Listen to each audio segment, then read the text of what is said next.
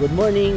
Kalimitan ng makikita nyo dito sa bulubundukin ng Benguet, sa may Baguio.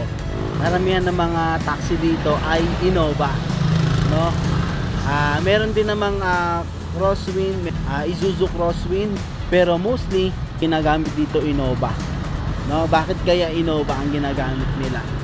Na Toyota Innova ang ginagamit ng mga taxi dito sa bulubundukin, no? Maraming dahilan. Siguro dahil matibay at alam niyo naman pag paahon, hirap ang mga sasakyan. Pero bakit dito Innova ang ginagamit, no? So, yan, sa mga long ride siguro maganda rin yan.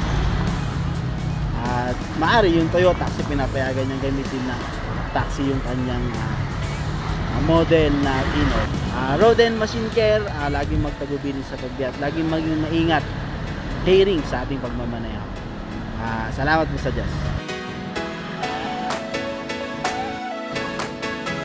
Yung mga nag-iisip na kumuha ng sasakyan, di ba?